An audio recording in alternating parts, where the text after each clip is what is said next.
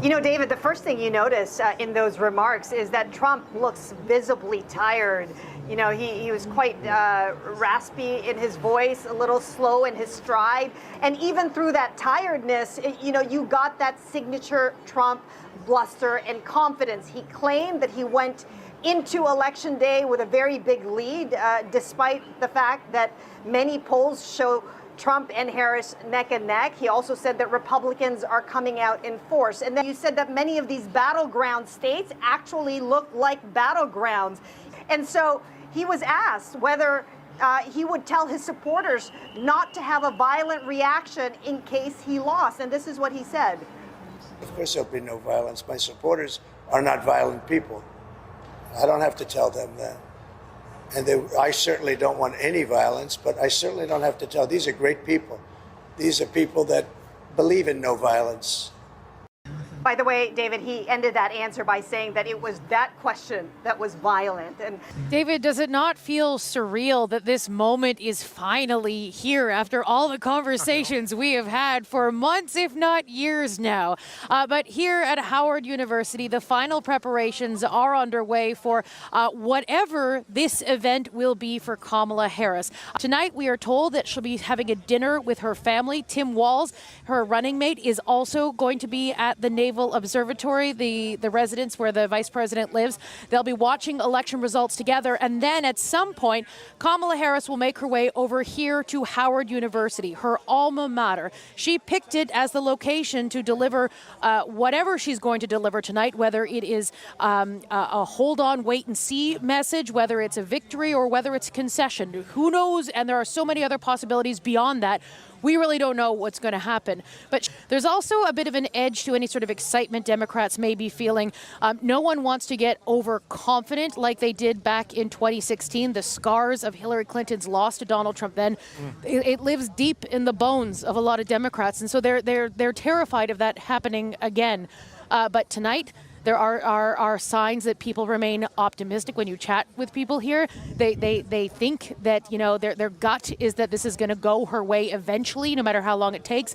But again, no one wants to get too overconfident, and that's the way people here are talking about it. No, the lessons of 2016 are there, Katie, and they do hope that Kamala can take away the trauma. So what was the Harris campaign looking for in the early numbers, in the early results for signs that it's going their way? It's all about, did the voters turn up in those big Democratic strongholds where they need those outsized performances to make sure that they can pick up those key swing states? Remember, a word that I've heard from Democrats, heard from pundits, it's that nauseous optimism. Not cautious optimism, nauseous optimism. I feel cautiously optimistic because all the things that you want to do in a campaign, that's control the controllables, prioritize the priorities, and focus on the focus. I think that Democrats up and down the ballot, starting at the DNC in 2020 when Joe Biden became president, have done just that, and we are well positioned to win a 50-50 jump ball because the infrastructure is in place, the candidate quality lines up, as well as the things you want to control: high-tech, high-touch engagement, meeting voters where they are. Right. So yeah, look, I think Republicans feel cautiously optimistic. You know, Well, here's why I feel very good about the words I speak. The direct engagement with certain type of voters in certain constituencies has come from the Democrats. There's an argument to be made that the ground game is unmatched that we've seen on our side compared to the Republicans. A large portion of that is due to the financial gap in between the two. Kamala's raised over $1 billion, not to mention outside groups. And then we've never had a candidate who can speak directly to younger voters in the way that Kamala Harris and Coach Walz has been able to do it. And if you add to that the down ballot races, including the 10 states that has reproductive freedom, reproductive justice on the ballot, I think it gives us an opportunity for a handsome night. So, Matt, this is when you talk about issues, Kamala Harris has been consistent in actually putting forth a policy agenda to actually address the issues that voters may have. I would argue that there's a large segment of women in this country who care about the freedom to make their own health care decisions. I would argue there's a large segment of young voters who care about the climate crisis and the investments there, as well as things like student loans and economics. I would argue that African Americans care about an economic agenda that speaks directly to them. Well, it's not just the reproductive freedom, reproductive justice. I think it's the Republicans' anti-women agenda. you're going to see many silent Kamala Harris supporters who are going to turn into independent thinkers in this election. And I can tell you, as this day is going on and as we're focusing on the turnout, we're starting to see a bit of an ugly side in the state as well. There have been reports of bomb threats, and authorities say that these bomb threats at polling stations are coming from Russia. Of course, we've seen bogus video wrongly suggesting voter fraud. Authorities are trying to knock those rumors down. We'll find out what the results will be sooner as opposed to the 2020 COVID election. Officials are saying voting is going smoothly. They have new machines that are speeding up the vote count. They've beefed up staffing at the vote count centers to open up those mail-in ballots. But turnout here, in-person turnout here, is higher than expected. The mail-in ballots are lower than expected. So if you're looking to see when we're going to get the results in Pennsylvania, officials are suggesting that they might come a bit sooner than what we saw in 2020. So let's see if that happens. I covered the entire 2020 election, and it was a crazy time with COVID. And here in Detroit on election night, a group of masked because of COVID Trump supporters went to the counting station. I think we may have some video of that. And they pounded on the glass, demanding that the vote be stopped because Trump was saying he had been winning, and then all of a sudden he was losing. He was suggesting the vote was rigged. It turned out later that was tested and found to be untrue. But it was a very chaotic scene there. The city clerk actually was threatened at her home in subsequent days about this whole event. So they put up bulletproof glass. They've put a police officer at each entrance to the counting center in downtown Detroit, and they've backed off the counting from next to the windows to a room further in and restricted access to only staff, observers, and accredited media. So they're trying to keep that secure and hoping that nothing occurs like last year. I think everybody agreed that they can't go back to that 2020 ugly incident counting the vote. It's just going to be really tight. I mean, I think the one big indicator is we think that the election is probably going to go on a little longer than we anticipated, and that's just coming from some of the incidents that are happening at the polling sites right now. The bomb threats. Yeah, the bomb like threats yeah. And just malfunctions with machines and how, they've won the right to extend the vote a little longer. But there is some initial feedback right now about Pennsylvania, Latino voters coming down in Pennsylvania. The ground that you're talking with? Well, I can say that Democrats seem a little more enthusiastic than they were just like a week and a half ago. We've seen data from Gallup that suggests that voters at least tell pollsters they're hearing a lot more from the Harris campaign. Democratic-leaning voters were much more likely to be contacted by the Harris campaign than Republicans were by the Trump campaign. What's your sense? I mean, a high Latino turnout in Pennsylvania, good or bad for the Republicans? I mean, high Latino turnout would be good for Democrats. Well, I was just going to say to his point about Georgia, I think Georgia will be important. We'll know, I think we'll have a pretty good sense of how Georgia's going early enough in the evening that it'll give us a sense of direction. David won't be surprised that my instinct is that Georgia's going for Harris, and I think as the rest of the country plays out, it will be very hard for the former president to win without the state of Georgia. I also think another neighboring state of David's may very well go for Harris, and I think that is North Carolina. I actually think Georgia's it's going to be narrow, but I believe from everything I'm hearing and reading, Georgia's going with Trump barely, and North Carolina as well. I just feel strongly that the momentum is in the Harris direction. I do think, David, that it's going to be a more definitive win in Georgia this time. Obviously, President Biden won Georgia by roughly 12,000 votes. We elected 2 Democrats to the United States Senate in 2020, largely because people were rejecting President Trump at the time. And I think fundamentally, like many experts have been saying on TV, and I'm seeing this in the North Atlanta suburbs as we speak, I think women are going to reject Donald Trump for a lot of reasons. We have very early numbers from Indiana and Kentucky. No surprise, I'm sure, for either of you, but I do want to give results. 70% of the votes in Indiana for Donald Trump, 80% of the votes in Kentucky also for Donald Trump. So I just wanted to I do think that we may be turning a page here, not to take the line from Vice President Harris, but I am very hopeful that the outcome of this election will be sufficiently clear that we will be able to move on as a country. And our society is tired of all of this now. We've been going through it for 6-8 years, and I think we're all ready after this election to join hands and say, whoever wins is the new president, and we're going to restore civility and respect for each other. I may be overly optimistic, but that's where I think we're going to come out of all of this. And I believe and trust that the margin tonight in the Electoral College is going to be sufficiently significant on the Harris side that any whining about it will be comical. Yes, I think Donald Trump's going to get reelected or be reelected President of the United States. And I want to ask you about the statement we've seen from the FBI today about bomb threats in several states, including places like Georgia and Michigan.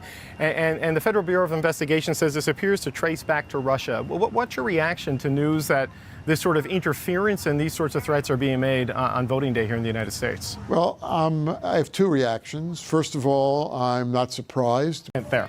So those are Republican states. Trump running slightly ahead of the 2020 results in those early numbers, but we're still a ways away from a final decision in those states. So we're going to dig. There were bomb threats. I heard you talking with the ambassador there that were associated with Russia, it seems. Non-credible bomb threats, but nonetheless, they frighten people. They delay the process. There's been an attempt to extend the voting. So I think that kind of stuff will add some time, but have Kentucky and Indiana on the board, both leaning heavily for Trump.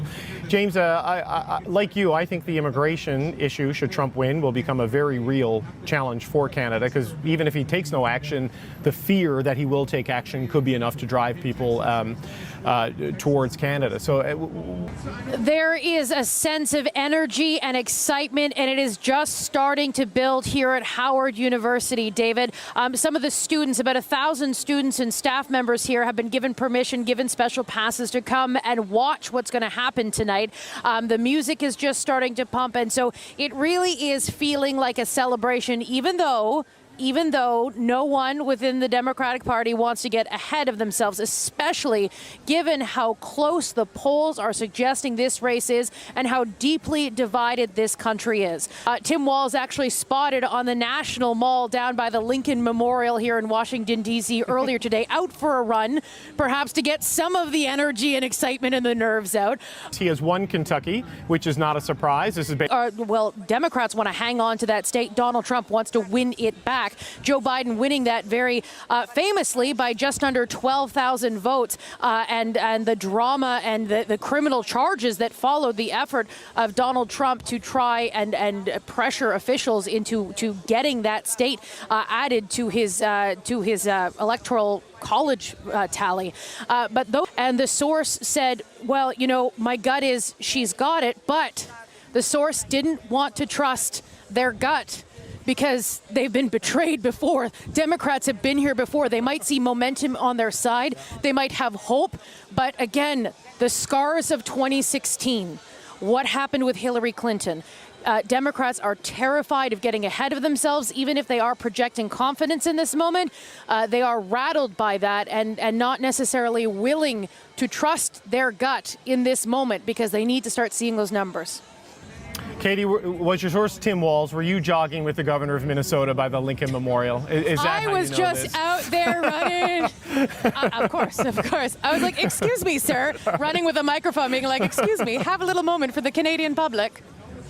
Yeah, it's just... He sounded tired today.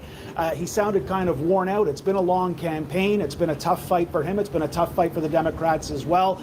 But he sounded, and I don't want to, he was tired, and I don't want to read too much into it, but to my mind, to my listening, he didn't have the same bluster. And it could be that he was just tired, but he was talking about, he wasn't even sure if he was going to come out to the victory party tonight. He was going to wait and see, what was going to happen, what the results would be. And he was asked as well, if you don't win this, are you going to accept it? That's really been the question that's been hanging over this election. If it doesn't go Donald Trump's way, will Donald Trump accept that? Will his followers, his supporters accept that. And he said, you know, if it's a fair fight, if it's a fair election, I will accept it. We've heard that before from Donald Trump, of course, but it's going to be interesting just to watch as this night goes on to hear what Donald Trump says, if he says anything. Of course, think back to 2020. We saw Donald Trump come out at 2:30 in the morning while the votes were still being counted and declare victory. Of course, he hadn't won at that point. He hadn't won, and he's been saying ever since that election was stolen from him. So it's really, really going to be interesting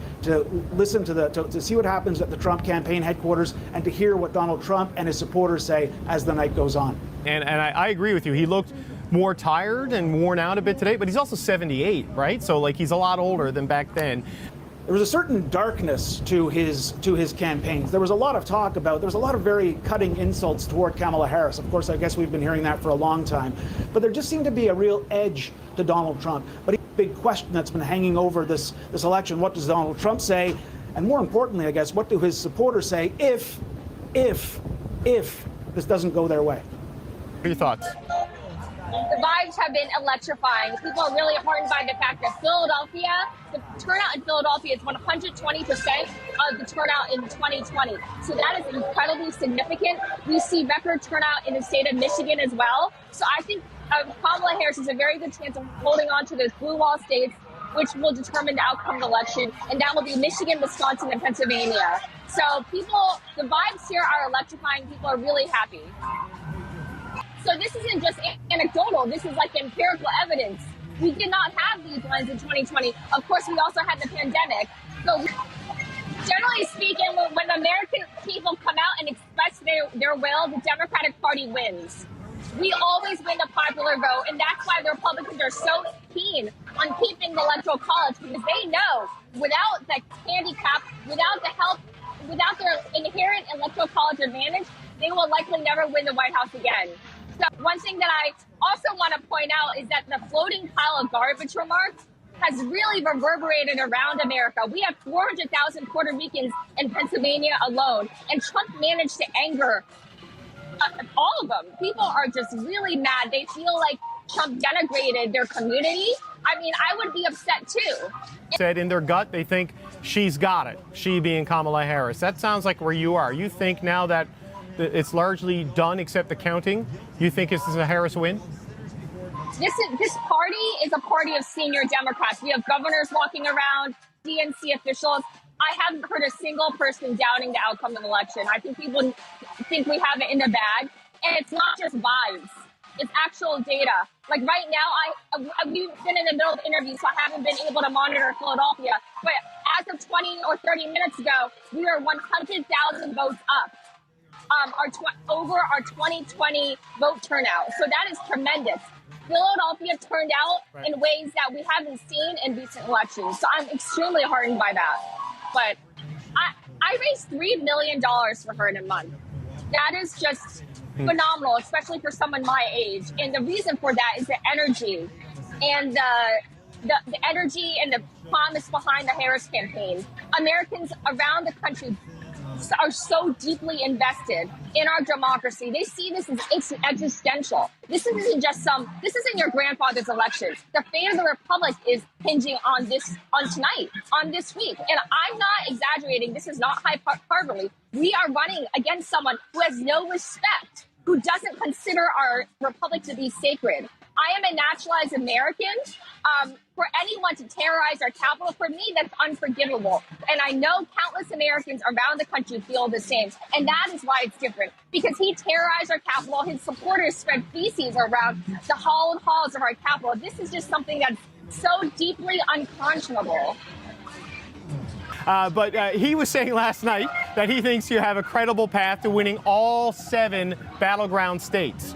Do you think that's really in play? Do you think you can run the table of the 7, or is it, or do you care? You just want 270 and you'll take it? He has been saying that. One thing that's been really interesting is that you saw Trump make 3 trips to North Carolina. North Carolina, a state that a Democrat hasn't won since Barack Obama. So clearly he's feeling vulnerable there. And that underscores what David said. I think we have a real shot at winning every single battleground state. We're leaving everything on the field, doing everything we can. So I certainly think so. I think the only state that I'm slightly nervous about is Nevada, actually. You can see the results coming up there is ping pong back and forth. Donald Trump with a lead of 57% to just 42% for Kamala Harris. That is going to change many times throughout the night, folks, so and throughout the week, perhaps. In Florida, not surprisingly, Donald Trump, who lives in West Palm Beach at Mar-a-Lago, is at 53.4% to Kamala Harris is just under 46. We're bringing you updates as the polls close, and you can see the initial electoral college votes there on the bottom of your screen. 19 for Trump, 3 for Kamala Harris, and many of the early states closing are Republican-leaning states, so bear that in mind as those numbers change throughout the night. The Harris Walls folks have had an incredible ground game here. They have got 29 offices. They have offices in places they haven't really had offices before. No, that ground game the Democrats have built, it's amazing what $1 billion in fundraising can do for you in an election campaign. So.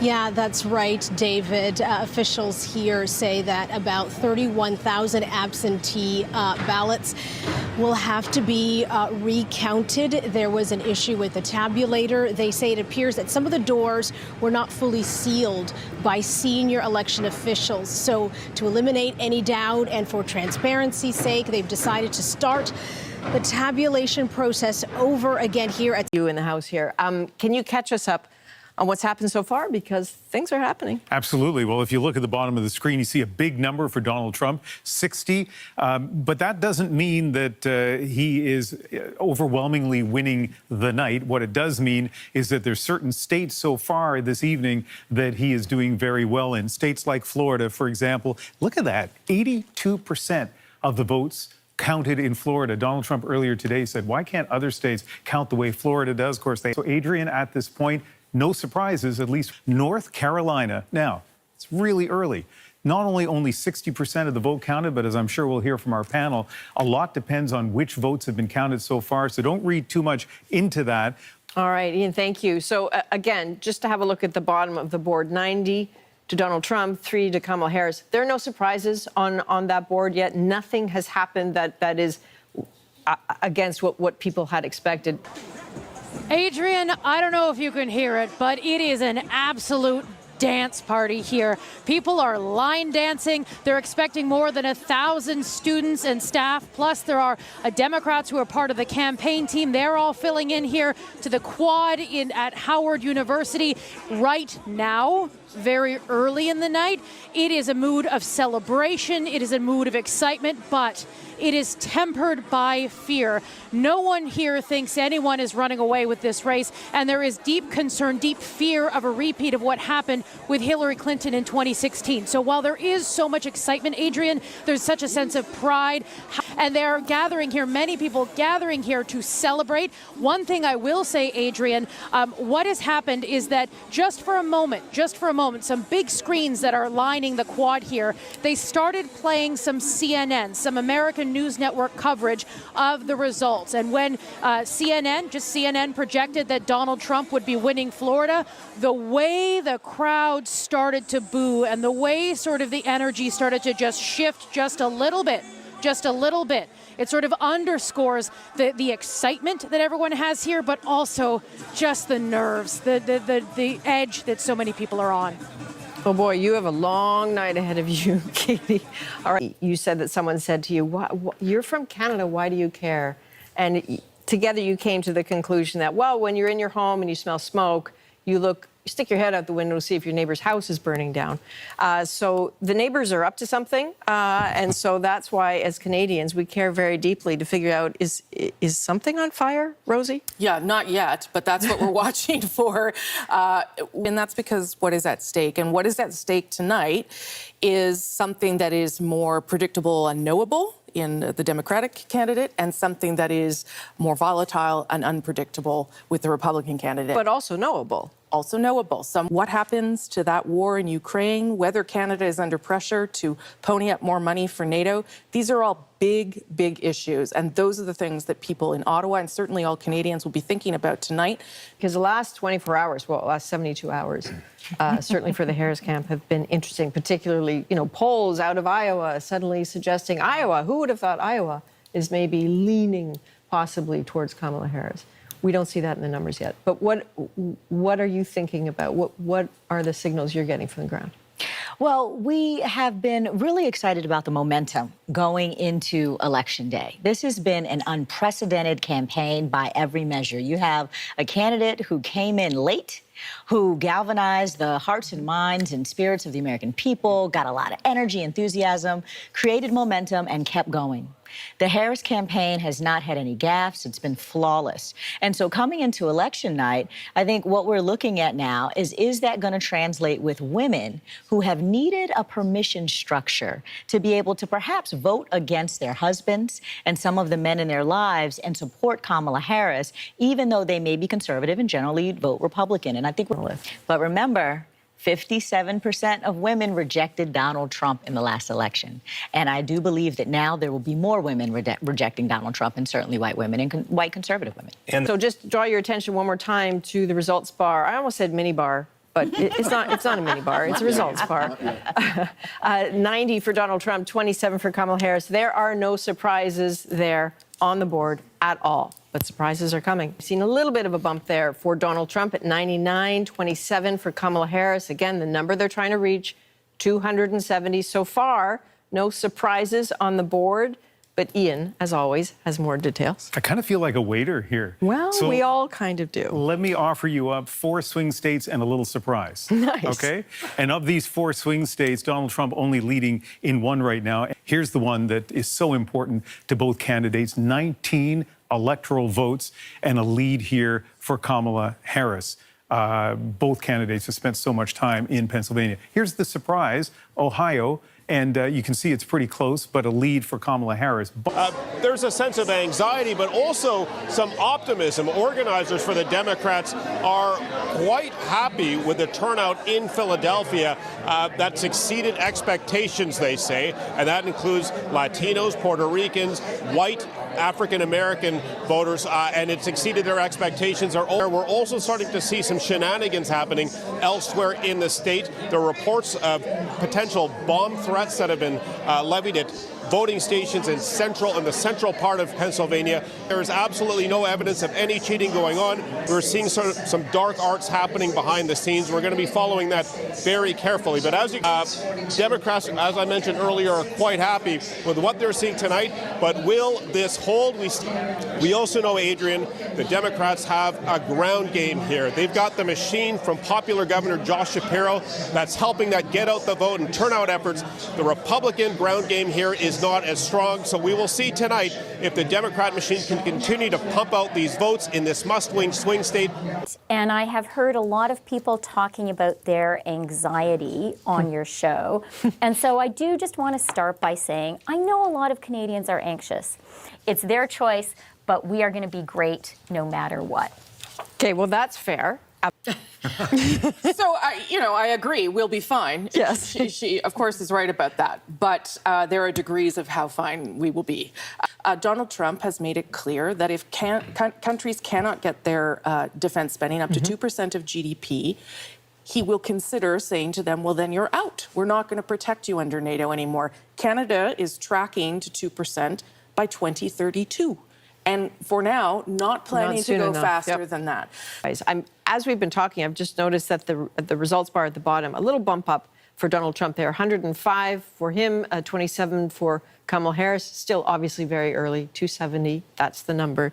Ian, what's happening here? Yeah, I think particularly for our audience in Canada, as you look at those numbers, don't think that that means that this is a night where Trump is steamrolling to a win.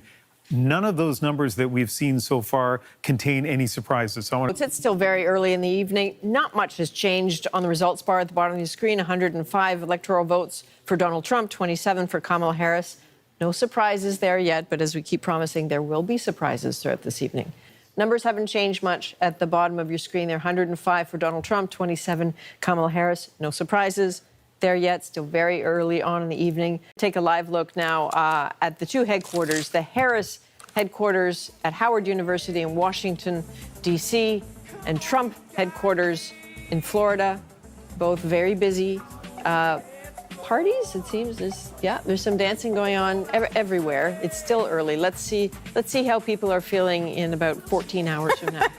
But in the interim, let's go to what an interesting place Georgia has always been. Certainly in 2020, in some ways, it was the story of the election. That famous phone call, I just need 11,780 votes, one more than we got. The seed for all those claims about a stolen election. And what we're seeing is here as the Democrats hold their watch party is that we've seen Trump go out ahead with a big lead. But this is what they refer to in Georgia as the red mirage, because watch for that red mirage, watch for that lead of Trump initially to shrink, but still far too early to call. And as you say, Adrian, hearkening back to 4 years ago when it was 0.2% was how Joe Biden took it. And of course, that after a number of days of recounts and court battles and charges of election interference. Officials here say they are very confident in their process this time. Watching. Well, it's early. We've got less than 8% of the vote in Michigan, and Kamala Harris is leading Donald Trump, but we can't really deduce anything from that.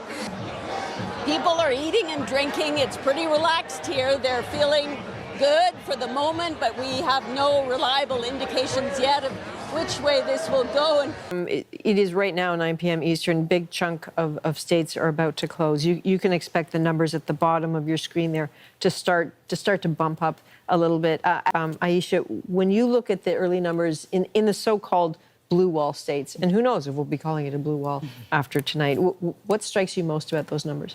Well, the fact that it's really early right now. I mean, we're not seeing anything that is super significant because we don't really have the counts in from the urban areas. But Philadelphia has also had a massive turnout. So when you think about who is really banking on turnout, it's always going to be the Democrats, and that ground game of getting voters to the polls on election day really tends to signal that more Democrats are enthusiastic and excited, especially when it comes down to young people and folks in urban areas, and those are the numbers that we don't have yet. So, so if you're looking at the bottom of the screen, a little bump. You just saw a bump. 151 for Donald Trump, 27 for Kamala Harris. That big bump is because Texas just went, as I understand it, for Donald Trump. Clearly, that is 40. That is 40 Electoral College votes. That explains it, but there's more to come. So, you know, this number can be misleading, particularly for a Canadian audience who looks at that and says, look at that overwhelming lead for Donald Trump. But for the most part, it reflects what we were expecting. And we have big states where we expect Kamala Harris to do very well. In California, for example, where she would be expected to win all the electoral votes there, hasn't been counted yet. So we continue to look very closely at the swing states and we need to know where those votes are from. But I would think, and we'll hear from Aisha, whether for Democrats this is making them a little nervous. Yeah, no kidding. To Kevin's point, what's happening in the suburbs there is very interesting. Well, one thing that Democrats were following very, very closely is a certain race out of Florida, and it has to do with what voters are going to do when it comes to abortion. They were given, and it looks like in Florida, for the first time since this issue was put to voters, that a resolution to expand access to abortion has failed. We spent some time talking to people in Florida. Yeah, they were certainly hoping this day would be known as Rovember the 5th. We'll see. We'll see. But so I think we can assume that Georgia is going to move into Mr. Trump's column. Okay. And for people who are watching, you may be noticing, again, another bump at the bottom of the screen there, 154 electoral votes for Donald Trump, 30 for Kamala Harris. Paul Hunter, this is... Are you seeing a picture emerging here that you find curious? No, I mean, yes. Okay, it's Paul, early. thanks very much. You know what? I've been... Hey, Canada. This is us in the United States, your neighbors. We are having the election of our lives. Democracy is on the line. At this point, no big surprises. Some states are leaning in directions that are certainly piquing the interest of both Republicans and Democrats, but those are the firm numbers so far, and at this point in the evening, nothing should surprise anyone about what they are seeing. So we are going to show you this thermometer chart throughout the night, but remember, there is a possibility that no one gets to 270 this evening. At the bottom of your screen, what are those percentages? That is the popular vote that you're seeing tonight so far. That one is going to move around a little bit. What are you tracking in terms of threats and mischief, as John referred to it? Well, Adrienne, as you said, this isn't just happening in Georgia. It's happened in several key swing states throughout the day today. We heard this, what he called false bomb threats through. He linked those threats to Russia, saying they've appeared to originate from a Russian source. We heard also talking about what were described as non-credible bomb threats there. That. All right, yeah, it'll be interesting to see at the end of the evening where most of these threats being targeted, and at what point do disruptions sow doubt? Doubt seems to be one of the most dangerous things in an American democracy, it seems, certainly given the last election cycle. And one more state I want to show you. This one, you know, we kind of wondered what these numbers were going to look like. Iowa, only 11% of the vote counted, but there was that poll, the Des Moines Register reporting it on Saturday, and said they felt that that poll was a credible one, which showed that Kamala Harris was actually doing very well in Iowa, which if this were to hold or anything close to this, 5 days ago, nobody in Iowa expected that Kamala Harris could possibly win that state. So we have a lot of math to do. I'm not going to do math live on the air. It's the worst, my worst skill, but unconventional things may be happening. That's really, really interesting. And the bump you're seeing there for Kamala Harris, nothing unconventional about that. That bump is because of New York. What state are you thinking about now, or what demographic are you thinking about?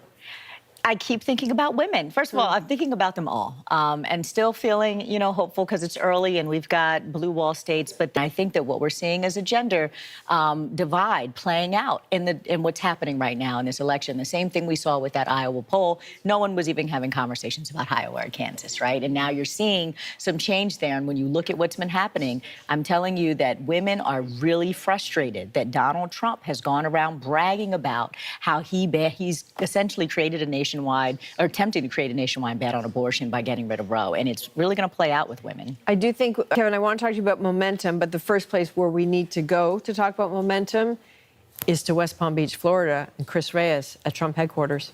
What I will tell you is that they're getting louder as more states are being called for Donald Trump. There's a lot more cheering happening. The momentum conversation, what are your colleagues and friends in the party saying about that right now? Yeah, they're all pretty excited right now. I think lots can change. But if that were to hold, and I'm not going to give Minnesota's at less than 1%, so let's just say that that's blue. I'm just looking at this, and if Republicans were to take Arizona, as I think the numbers have, that would lead Nevada, right? That would lead, my numbers here would say, if that holds, 269 for Democrats, 263 for Republicans, plus with 6 in Nevada as the wild card. Not 269. That would be a tie. No, Paul. That would be a tie. It is way too early to have the tie conversation. But that's right there, right now. Let's not even go there, because that would be nuts, right? Can you imagine? And at the end of the day, what Democrats are known for is the ground game. Well, we were expecting a good night for Donald Trump. You know, this is the first time in the 3 elections that he's ever been even or even ahead in the polling on election night. He's outperformed his polls anywhere from 5 to 10% historically. So if that trend continues, we're not looking at just victory, we're looking at a wipeout. A wipeout when the polls are showing things are so close? I mean, there's still a lot of big states to be called. It's looking good for you in Georgia and North Carolina, no question. But a wipeout is pretty confident. I think that we are going to have a statistical tie in the popular vote, and Trump will receive more electoral college votes than he received in 2016. The fact is that the Democrats are not actually whipped up in this fever pitch that got them over the line in 2020. At the end of the day, I believe that Americans simply are not buying the rhetoric, of authoritarianism, because it didn't happen last term. It's not going to happen this term. And so I'm thinking that we are going to have a very strong night. And I am expecting to carry the popular vote. And then you look at, Kamala Harris, who runs away from interviews and has to go do an SNL skit, right? Whose first interview as the nominee, she needed Tim Walz to hold her hand and protect her. That's not inspiring to anybody, least of all anybody that wants to achieve anything. Okay. Well, you know how to pick him, David. Isaac is fantastic. And with his analysis there of a wipeout, I mean, maybe, Ian? Well, I mean, he just said he's going to go have another drink, so we'll see. Okay, that perspective is very important. Thank you. Fantastic is an interesting word, maybe a euphemism, but through the night, he may be worth going back to over and over I mean, again. just for the heck of it, potentially, yeah. Let's look at the blue wall, though. Remember at the beginning of the night, we said that Kamala Harris could win if she could hold the 3 states of the blue wall. Wisconsin, she is in the lead now. Earlier when we showed it to you, Donald Trump had the early lead. A quarter of the votes counted there, and every indication is Wisconsin is going to be close, so we'll be coming back to this. Michigan, pretty big lead, but a pretty small count at this point, 14%. This is Pennsylvania, the one that has 19 electoral college votes, and a big lead for her, but again, only 1/3 of the votes have been counted there. And let's quickly take one more look at Wisconsin. That has flipped back, as you can see, still close and still just 26% of the vote counted there. Oh, so interesting. All right. Hi, Canada. My hope for America is that we can be as good at hockey as you guys are. Well, that will never happen, but bless you for thinking that. Welcome back. I want to draw your attention to the results bar at the bottom of the screen. 162 electoral votes for Donald Trump, 81 for Kamala Harris. There may not be any surprises in the raw numbers there, but the leanings, there seem to be some antacid-inducing moments in some of those, certainly at Harris headquarters, where Katie Simpson is right now. I want to give you a live look at what is happening at Harris headquarters. It was a dance party there earlier. It doesn't, from this perspective, it doesn't really look like that now. Or maybe I'm wrong, Katie. Oh no, Adrian, the vibe has completely changed. About an hour and a half ago, there were dance lines. The DJ was spinning tunes. The DJ has just picked up the tunes again. But for a while there, they were showing some of the American news coverage with some of the projections taking place. I think she's got it, but I don't trust my gut anymore. No one trusts their gut after what happened in 2016. The mood here, it has really shifted. It has changed. The way that tonight was really being described by Democrats here in Washington, it was not cautious optimism, but nauseous optimism. They didn't want to get ahead of themselves. They knew that this race was going to be close, and they were sort of on an edge. It's sort of making people not feel very good, making them feel very anxious. And now, instead of that nauseous optimism, perhaps we're shifting just into a moment for Democrats, for people at this party, a little bit of just straight up nausea. All right. Okay, Katie Simpson at Howard. That Madison Square Garden rally was very distasteful for some people. Famously, everybody in his inner circle says he's unfit for office, that he's a menace to the country. Former inner circle. Former inner circle. Yeah. But yeah, good point. But like, what do you make of that? It's consistent from them. Is that polite society, as you say, as well as the economic, the blob. kind of behemoths of our world, really, right? When you talk about Fortune 500 companies, they all see the same thing. And it's that the erraticness that I guess some Republicans have decided to stomach and say, oh, his bark isn't, that bad, is actually really, really bad for the economy, which is why pretty much every major economist has said that these threats of these tariffs are going to drive up inflation and be horrible for Americans and, everybody, period. And I think that, that's real. So the thing about And then Pennsylvania is the big one that both Trump and Harris really want to win, have put a lot of money and time in Pennsylvania. There's so much suspense about Pennsylvania. Our computer is only slowly going to it. There we go. Finally, Pennsylvania, 44% of the votes counted there. And look how close that is. 0.1 of a percentage point is the margin right now. But so much depends in Pennsylvania on where those uncounted votes are. So we'll keep an eye on that. Yikes. All right. Okay. It is, wow. Perhaps the polls will be right at the end of the day, that this is very, very close. I mean, we spent 2 election cycles talking about how the polls were off. They might not be off at this point. Again, in terms of confirmed states, nothing is a surprise. But as you've been listening to Ian talk at this point, it's the states where it's leaning. That's where some of the surprises are. And I met people, Democrats going back to 2016, who were not ready to have, in the 21st century, in the most modern country in the history of the world, who weren't ready for a woman to be president. I met somebody last week in Washington, a Democrat from Texas, who said her husband, black woman, who said her husband was drifting away because he couldn't envision a woman as commander-in-chief. All these, everybody has their own anecdotes. And I don't, you know, is that a factor here, I wonder? I don't know. Is it? What do you think? I don't know. We know that it was for Hillary Clinton.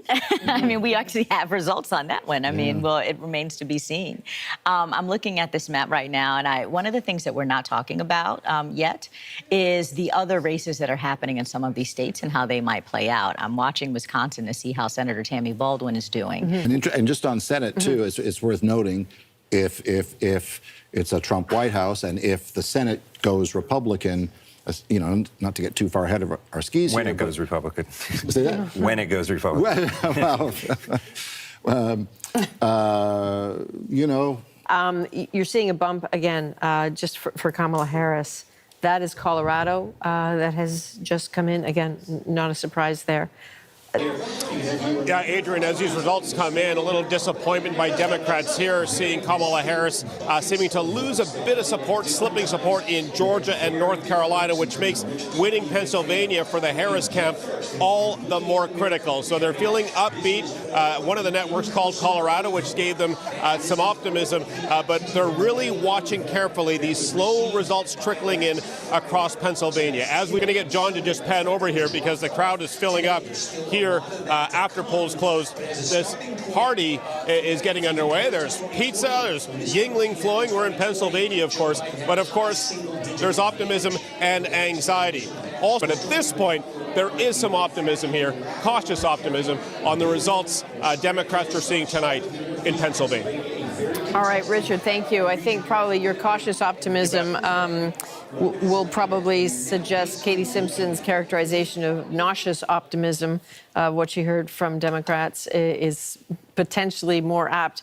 I need to find a word that rhymes with nauseous and cautious. I know. I just can't do it off the top of my head. Yeah, we have some time to work on that. Let's look at Pennsylvania. Richard was talking about those numbers, and there you see a lead for Donald Trump. But listen, I've got to bring your attention, the upper right-hand corner of our board there, 50% of the expected votes counted. So lots of room there, and we'll dig in a little deeper to see where the votes have been counted so far in Pennsylvania. So lots of potential for change there.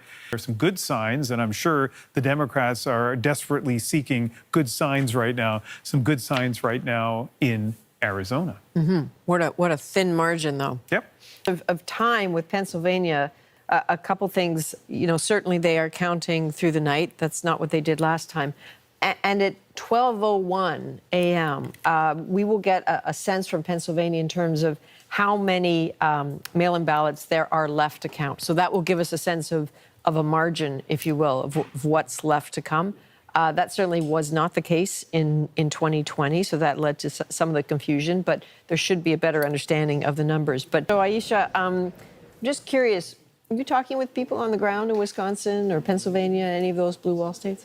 So Pennsylvania in particular, we are going back and forth and biting our nails. But there's, you know, Pennsylvania, it's interesting because a lot of work has been done there. You see that the Harris campaign invested really heavily the in trying to... the money that's There's gone so into much money that's gone there. And you also have a really popular governor there in Josh Shapiro, very popular all across the state. And so how this is playing out is really interesting right now. And you can see those pockets of where the investment has happened on both sides. On both sides. Well, so there's the long game and then there's the short game of betting. And I know that while we're looking at some of these numbers, you're also looking at the betting odds, right? Yeah, and in the last 45 minutes, they have shot way up to between 85 and 90% in all the different various markets, polymarket. If he doesn't win tonight or tomorrow, there's going to be a whole lot of people that think something went very wrong, and that's what I'm afraid of. We want a clean result. We hope that the margin is big enough on either side that But where it is right now, the public believes he's going to win. Okay, so a couple things about that. I think everyone's heard Donald Trump's too big to rig, make it too big to rig. I think that's a line that both campaigns would want to hang on to. Yeah. But in every election cycle, we have this conversation with people about hang on to your hats about the first results you see because they change through the night. Has that not landed for people, do you think? To some extent, but a lot of those rules have been changed where that red Mirage doesn't exactly work that way anymore. And Donald Trump has never, ever claimed defeat around anything, even as a guy who has filed bankruptcy 6 times, right, who has been held liable for sexual assault. Like, he has never claimed defeat. So there isn't a margin As a convicted felon. Right, he's a convicted felon, Yeah, right? Like, yeah. So there isn't, you know, the thing that makes me fearful, and in fact, people are texting me right now saying, oh my God, I'm scared to death. What if Donald Trump wins?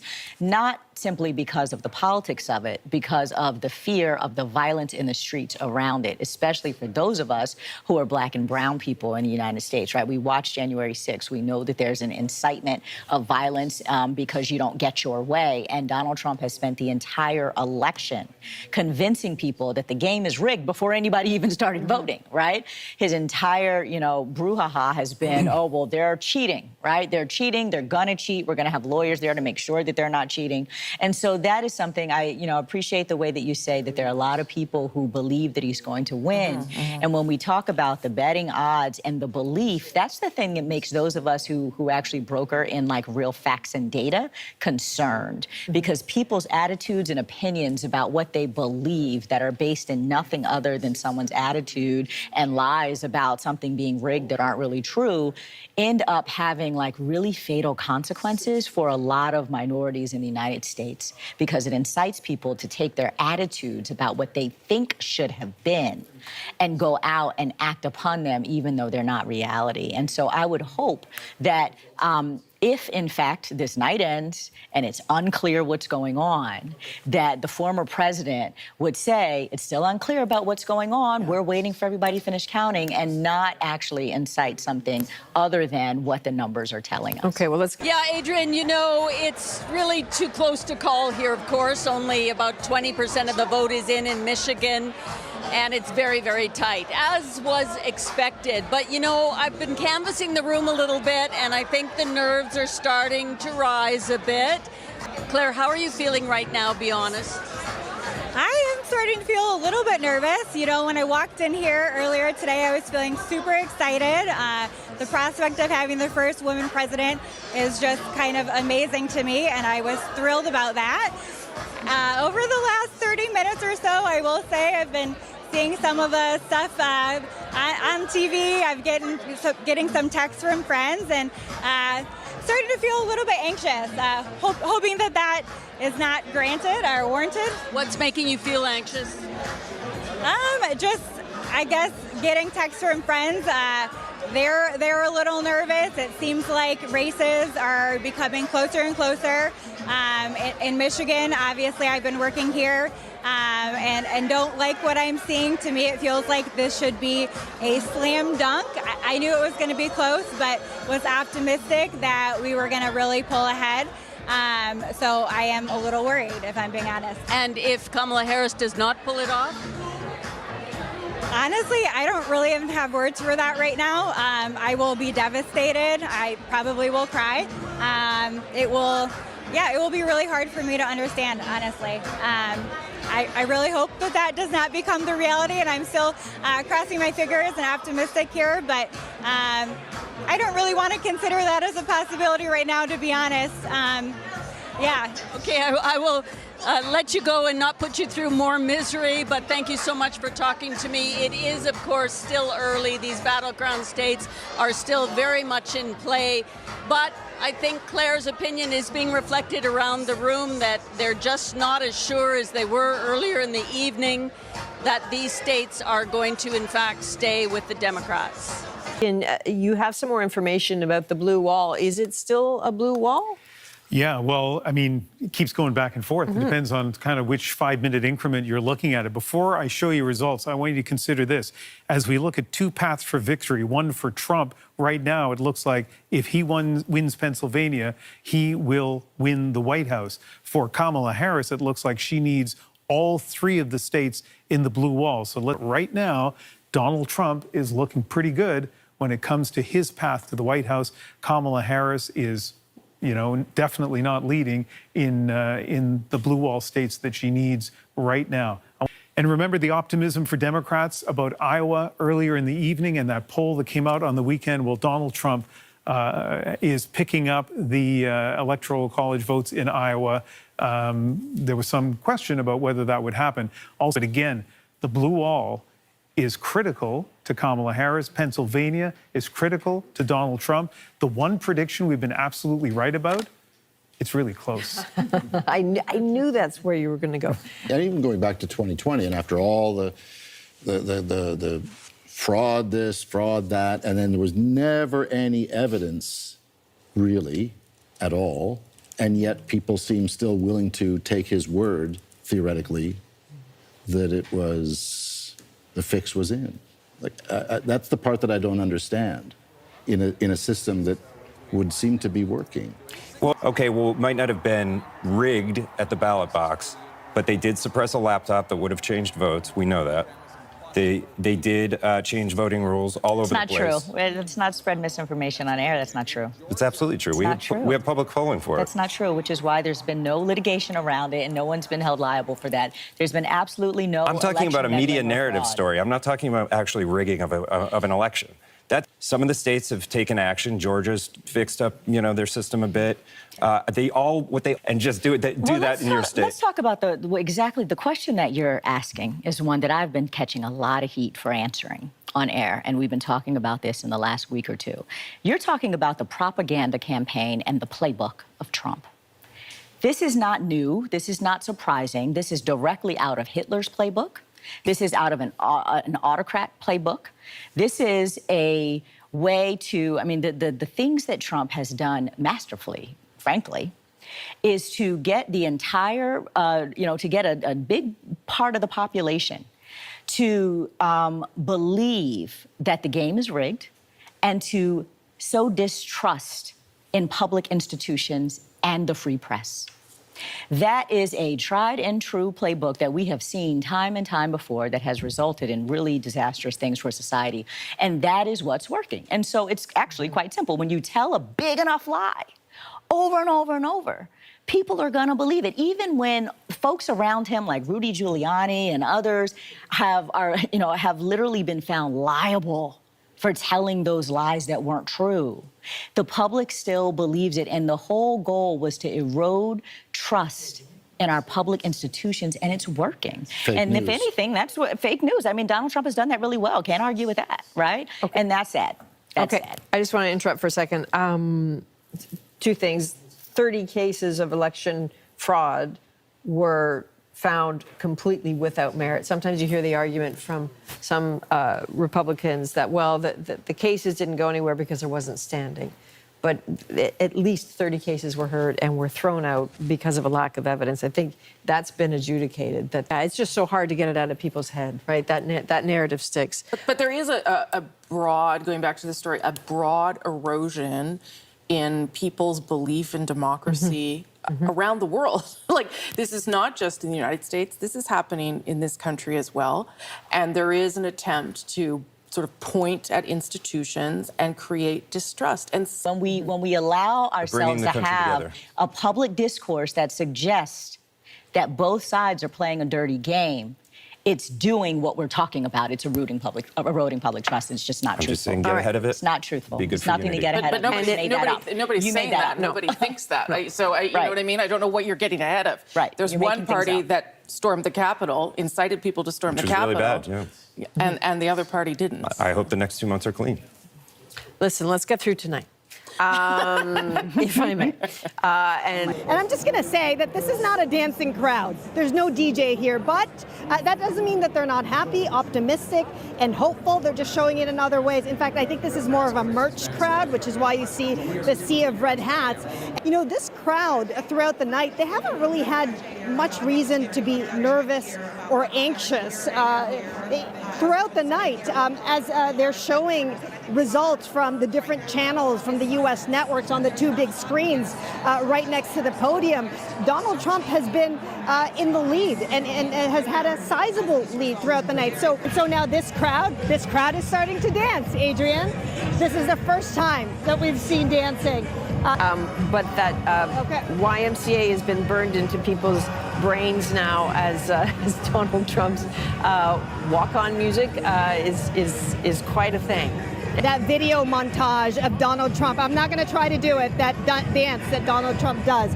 So I promise you, Chris, that if we see any indication that the motorcade is on the move, we'll let you know. But just so people know, if it's on the move, let's hope it's not to claim victory early, because this isn't over yet. This has not yet been determined. Some states are still too close to call, even though they are currently leaning in a particular direction. And people don't soon forget that it was in 2020 that when Donald Trump claimed victory early, and that contributed to a lot of the anxiety and a lot of the accusations that something was up with that election, when in fact nothing was up with that election. He lost.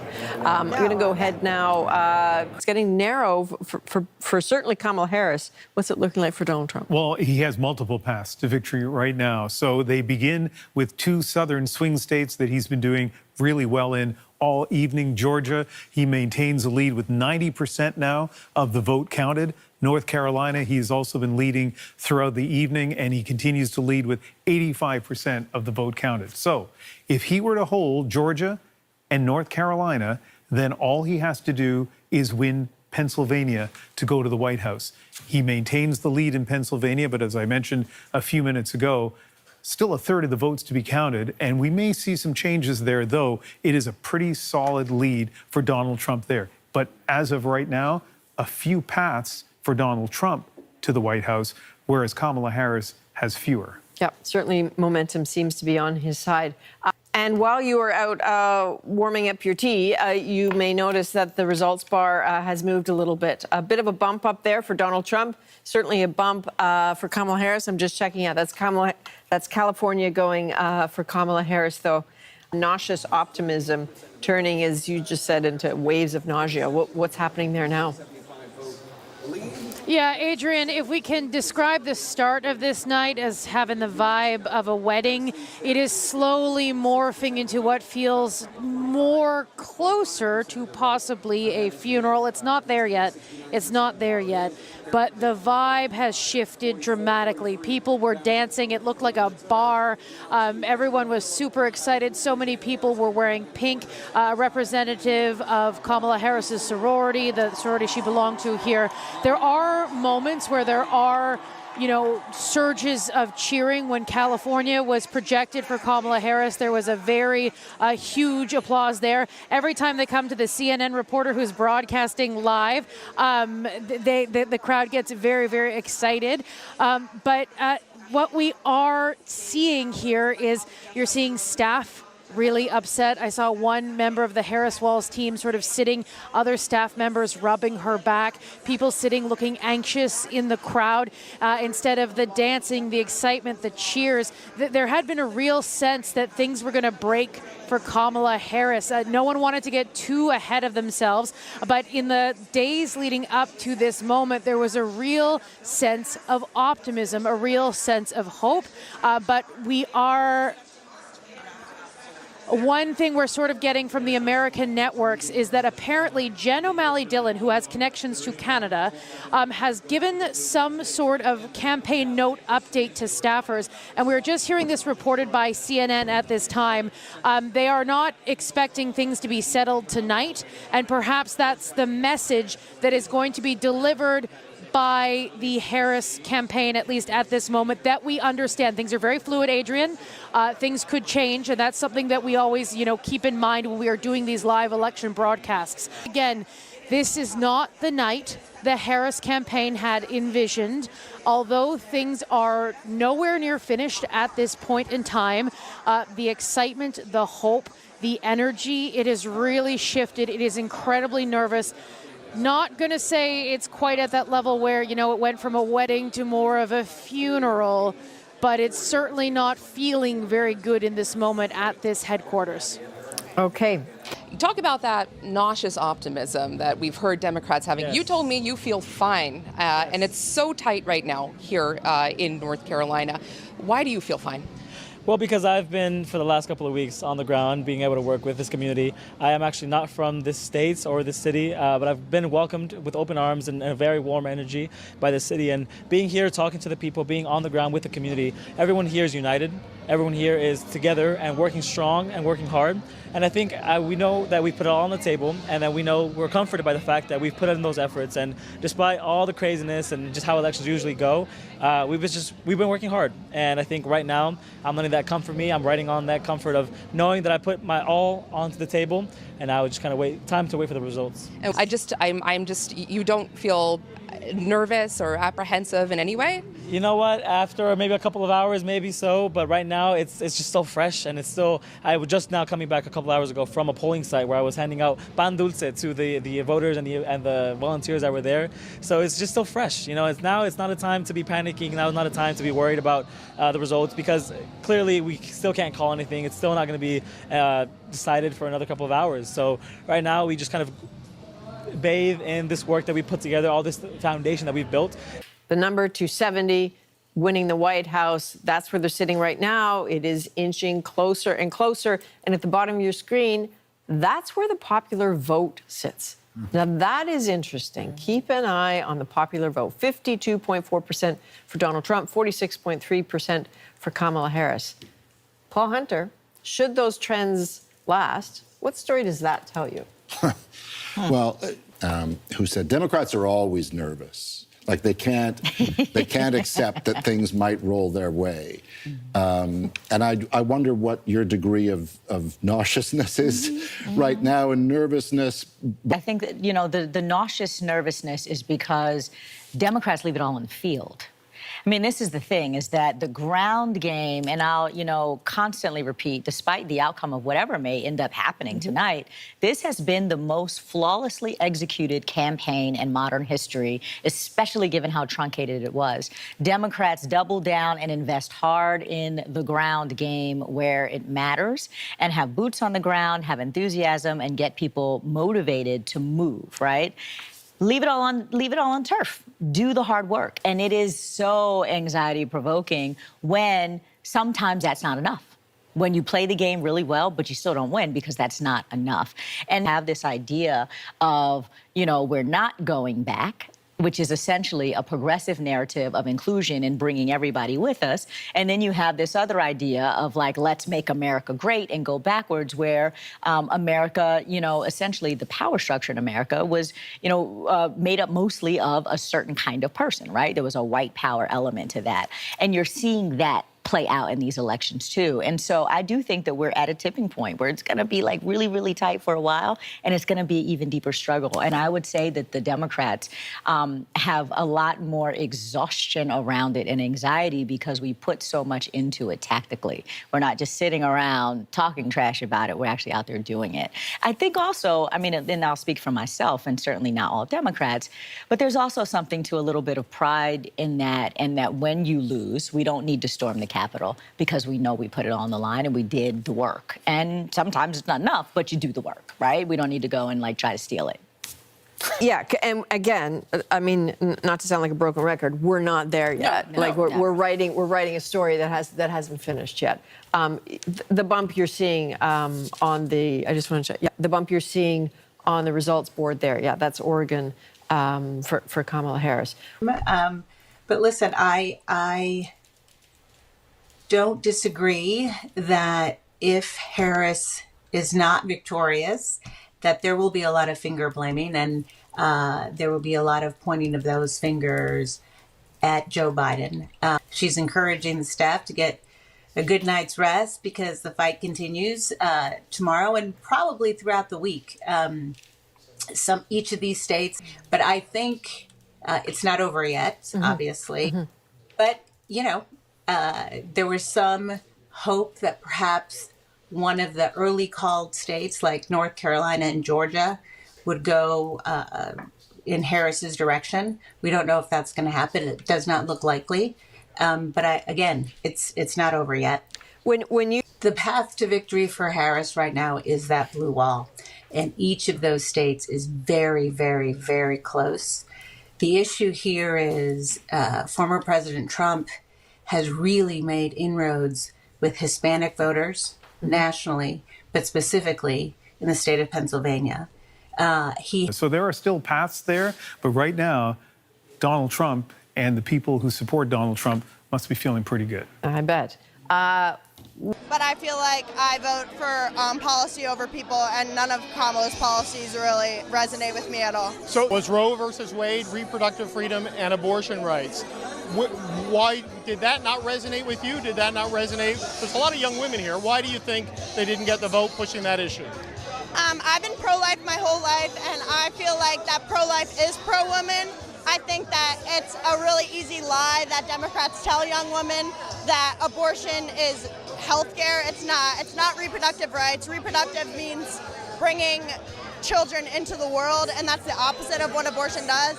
And I think the abortion industry, it's just a lie. It's not. And in the event it turns out that this is one of those strange situations where and you're looking at the popular vote right now, he manages to secure the popular vote but not get the Electoral College.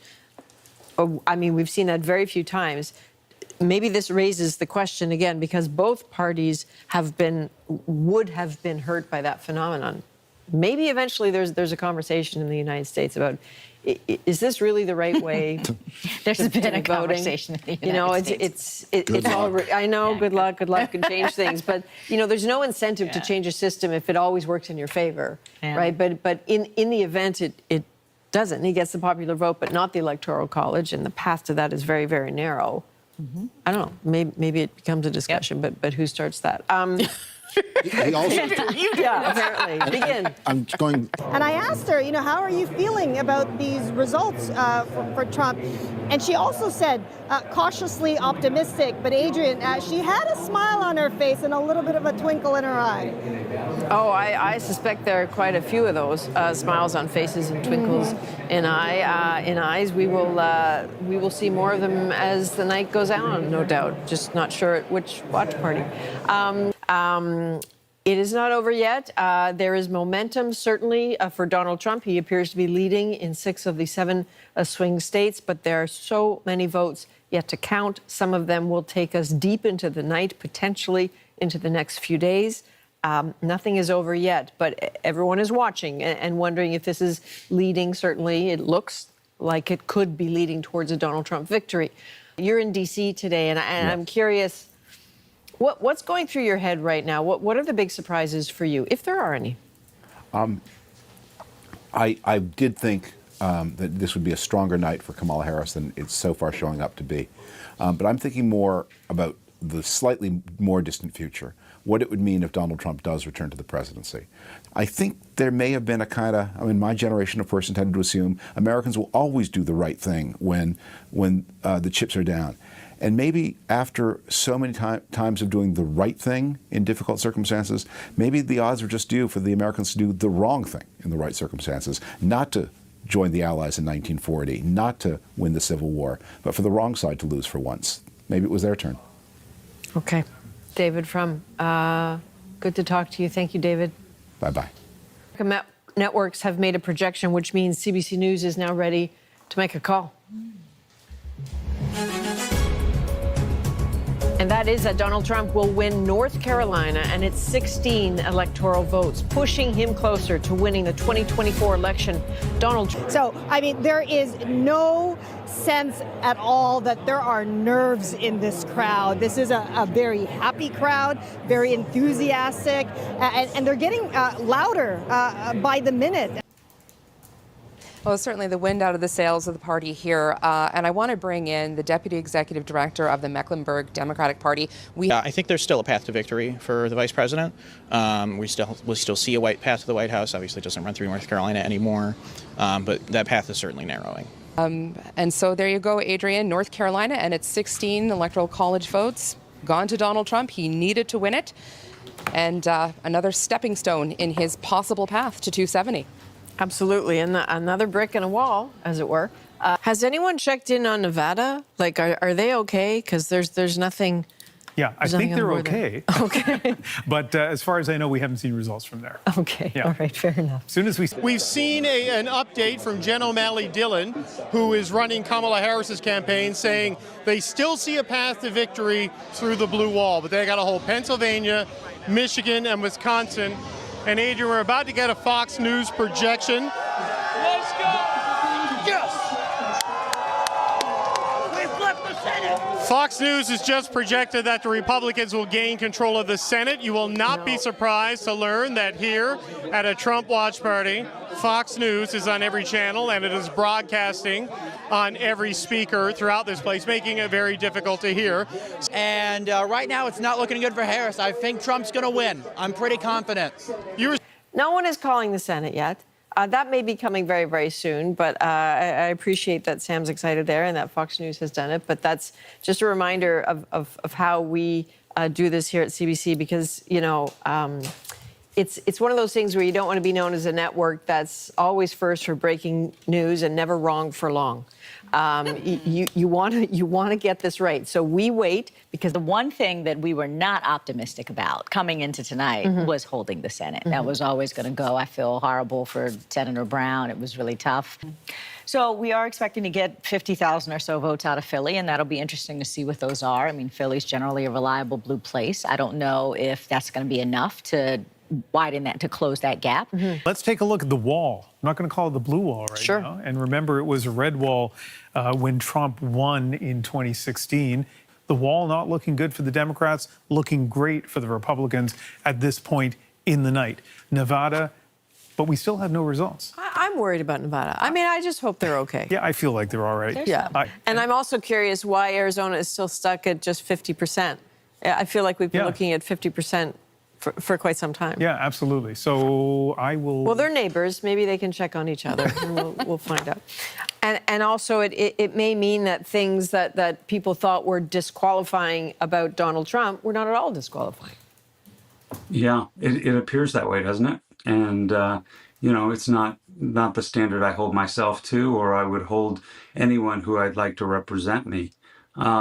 It's not over till it's over, but boy, I'm awfully surprised. And the Senate is a sad situation for the Democrats. We still stuck, stubbornly stuck. What is happening in Arizona?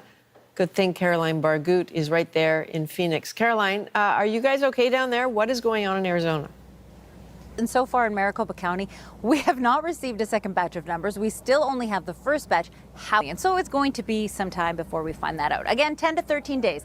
That's what they say the final tally we're expected to get in 10 to 13 days. But I'm hoping we'll get a lot more than 1.8 million votes today.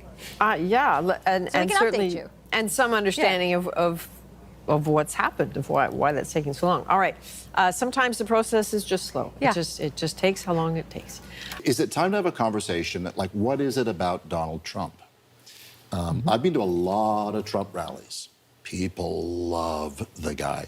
Like, is there something that is just so appealing about that allows people to overlook the negatives? And there are negatives with this guy. And yet he's going to win the popular vote by multiple millions of people. Like, is that authentic? Is that what people want, I guess? Is this what... Let's have a look at the numbers, too. Again, this popular vote is so incredibly important. That is a big spread. It doesn't mean anything electorally. It doesn't change anything about getting to the White House. Adrian, there are a couple of things that have happened since the last time we chatted. One, we're starting to see the crowd really start to peter out. But sort of the side areas that had been packed with hundreds and hundreds and hundreds of people, they are petering out. There are some bleachers where there just not that many people are still in that area. It had been packed earlier tonight. So that's one thing that's certainly noticeable here. The other thing is there are these gigantic American flags, like the size of a side of a house. They're a gigantic part of the decorations here. One of the prominent flags was slowly brought down without explanation. And, you know, it could be for a variety of reasons, but when you're bringing down something so symbolic at this kind of a political rally, it sort of has a moment there. It's something that everybody noticed. Everybody put up their cameras and sort of took photos and videos of that flag coming down. It's getting late. It's now early morning here in Washington, D.C., and the crowd getting a little listless, getting tired. They're still pumping the music. You know, every time that some major projections don't go Kamala Harris's way, they'll show them up on the wall here. And then shortly after, you know, they'll surge some of the like really good tunes to try and motivate the crowd. But we're not seeing the energy we saw at the start of the night. And of course, people are now starting to actually leave the venue. Hi Canada, my name's Jessica. This is my first election that I'm voting, pregnant, my first child. And the most important issue to me this election is the women's right to choose, to protect our bodies, and not have the government be telling us what to do. 229 for Donald Trump, 189 for Kamala Harris, getting awfully close, but not there yet.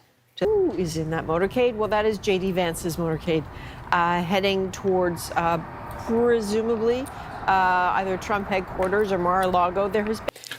I don't mean to be morbid. Sure. He could be president before then. I mean, Trump is 78, I think. Again, apologies for that, but that's who we may be seeing tonight is President J.D. Vance in the not too distant future. I mean, well, Donald Trump seems to be able to survive anything, so I wouldn't put it past him to go another 4 years, including his own demise, right? I mean, just this is an incredible comeback story if it ends up being that it is in 20 right now. It's actually really funny that you said that, because I've been sitting here obviously texting frantically with people in different places on the ground. Everyone's like, ah, and someone just said, well, people like winners, and he never concedes defeat.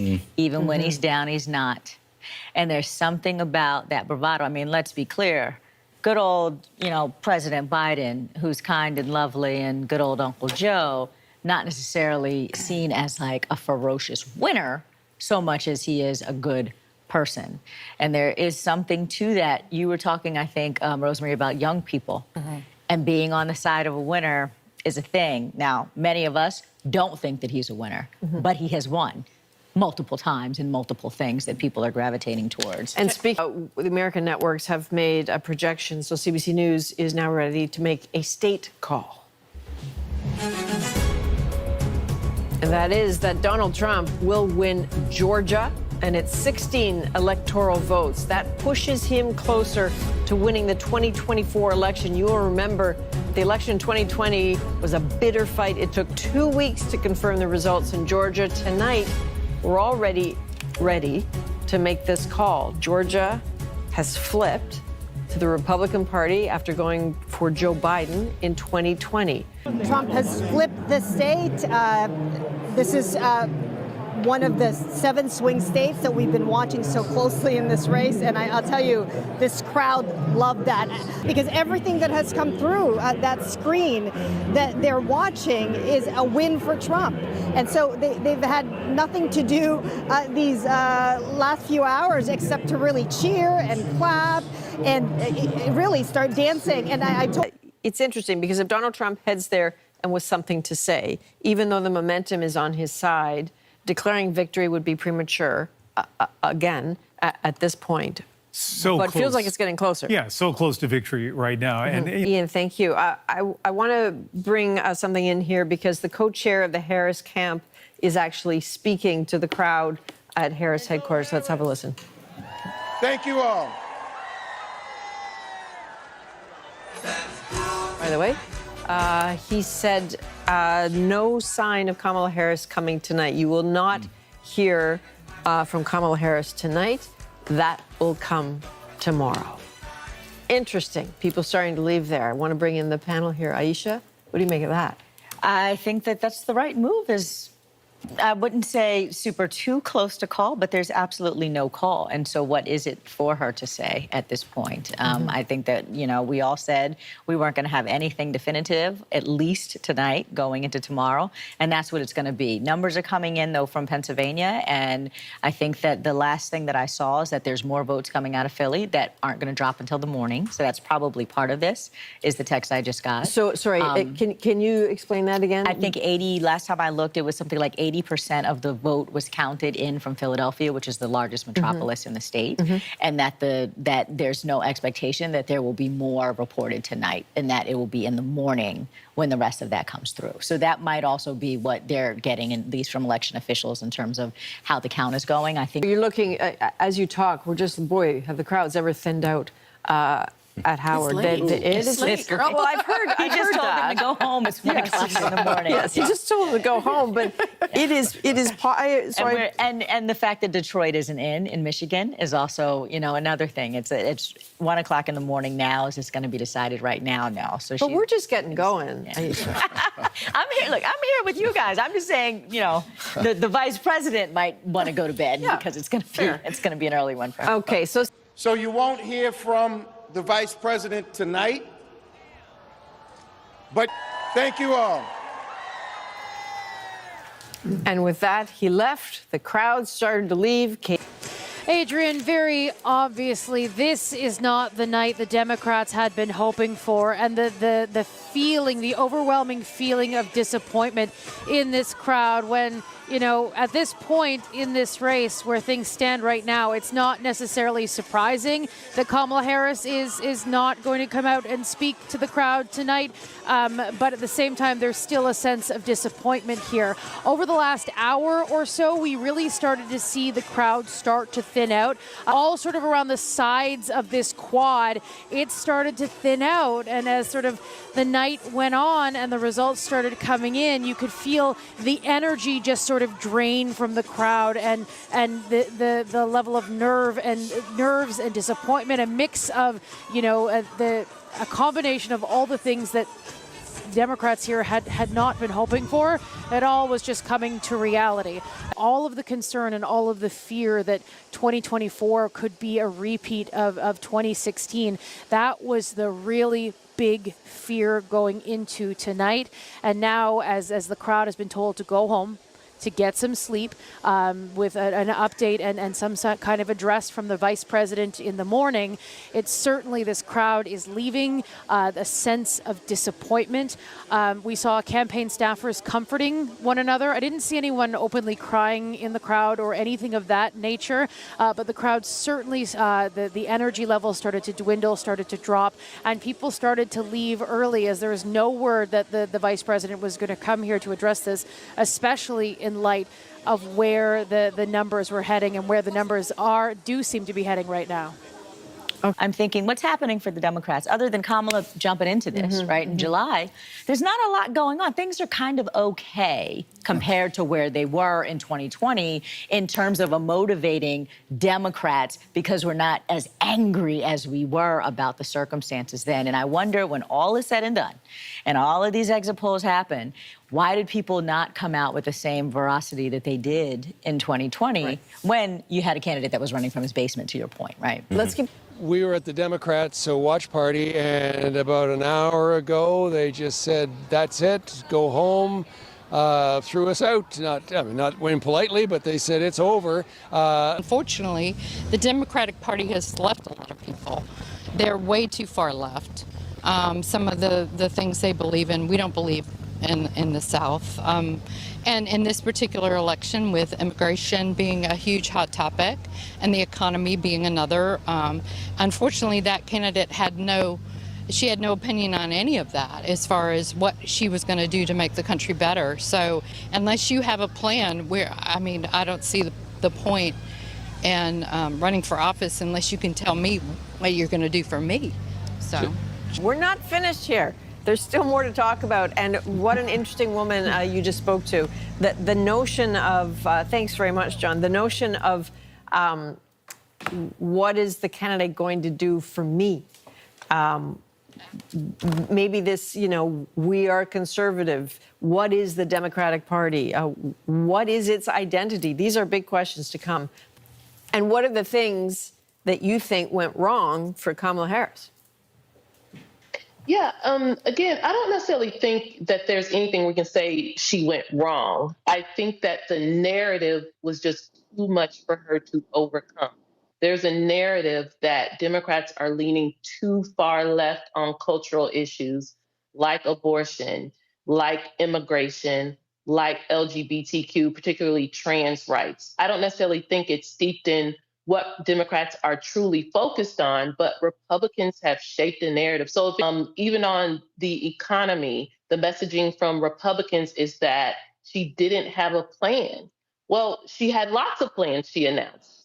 She had lots of plans she proposed, but perhaps it didn't quite break through. I guess for whatever reason, she wasn't able to break through. She, again, had a very short landing, short runway, if you will, but her messaging just wasn't able to break through. But I don't know if there's anything you can say she could have done differently. I just think in this divided, highly partisan nation that I live in, people aren't always listening. It's hard to break through when a narrative has been set. And I think we really saw that in this election. Let's take a look at what's happening in Nevada. First results Finally.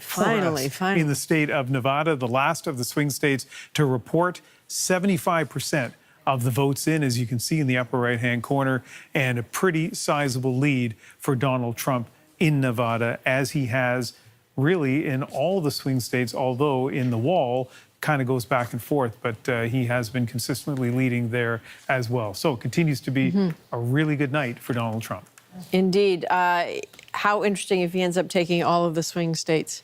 That the Democratic Party has moved too far to the left, that they are no longer representing the vast majority of Canadians, of Americans. Interesting thought. But same thing here. Same thing here. And is there a course correction that is needed? I mean, that is, if these swing states keep moving in that direction, I think that becomes kind of a soul-searching moment for Democrats. Absolutely. All right, more to think about there. All right, it is now a little past 1 a.m. Eastern, 9 p.m. in Alaska, and that matters because it means all the polls have now closed. So, okay, so that's done. The polls have closed. The counting continues. Rosie's like, yes, they've closed. All right, let's talk. What are you thinking, Tia? Oh, sorry. I'm sorry. I don't mean to call you Tia. I'm tired. I'm tired. I'm sorry. Call me whatever you want. Donald Trump as president again. I think that for sure the Democrats have some soul searching to do, but I, wonder, one of the biggest fears that I have had and will continue to have around the Trump presidency is that he is a bully and he is vindictive, and he has said time and time again that he's going to have a list of people that he considers his enemies, and he's going to use all the resources and his powers to go after those people. I just want to get a quick chat in with Katie at Harris headquarters before they turn out the lights, I think, basically, Katie. Yeah, that's what's happening now. Even before the crowd started to leave, we started to see some of the decorations come down. And then, of course, we got that announcement from the campaign co-chair saying, listen, Kamala Harris is not going to be coming out to make any statement right now. Wait until the morning. There will be future guidance in the morning. So they largely see this as, a loss for the Democratic Party and sort of like a moment of reflection, a deep sense of disappointment confident that given everything Donald Trump has said, especially with some of the rhetoric he uses, that America would not just be on track to win the Electoral College, but that he leads in the popular vote. That is something that the people we spoke with say is deeply concerning, deeply disappointing. We spoke with one young woman who said she was very serious about this. It's not just, election night hyperbole. She says she's going to see if she has the kind of resources that she might need to leave the country, because she is predicting from her perspective that it's going to be 4 dark years under Donald Trump. A young woman, a black woman, very deeply disappointed. We spoke with another Harris supporter who is just so overwhelmed and stressed about what may come next. The deep sense of disappointment when the co-chair came out to announce that, Kamala Harris was not coming here to Howard. Before the event began tonight, there was such a sense of excitement. People were dancing. It felt like a celebration, and there was a real hope here that perhaps even if Kamala Harris, even if there wasn't going to be a win tonight, that perhaps she would be on track, projected toward a moment in history. And slowly, as the results started coming in and things looked very, very tight in those battleground states, as expected, and Donald Trump was projected the winner by some of these American news networks, the crowd energy just started to dissipate. They weren't even booing at the screen anymore. They were just quiet as the results, particularly when North Carolina was called. There was some booing earlier in the night, still some energy, some fight left. But then when that North Carolina call came in, it was just calm, calm, calm. So, there they are. Donald Trump's motorcade from Mar-a-Lago, making that 10-minute drive to Trump headquarters in West Palm Beach. And it's absolutely, they will have earned that. It's not over yet, but with those margins in the popular vote, with taking the Senate very clearly, with the leaning in the swing states, potentially taking all of them. Say whatever you like, Aisha, about not liking Donald Trump's style or his language or some of the things he's done. Americans like him. He took a bullet, and he has every right to take a pat on the back for how far he has come in terms of the popular vote. He is not popular with me or my people, and I think that we have a lot to be very fearful of if there is another Donald Trump presidency. But you can't deny the numbers. Nobody cheated, right? No one cheated in this election, and it's playing out. And I think that this is really something that the Democrats are going to have to soul search around. The conversation that we aren't having is why aren't people connecting to the Democratic message, even though you're seeing so much enthusiasm and so many individuals of note coming out to support the Democratic nominee? Why is it that the people are not feeling the same thing that's being projected? And that's going to be... Oh, lights are on there. Yeah, nobody's closing down here, Adrian. We're actually in Novi, Michigan. Just called Pennsylvania. This is the response.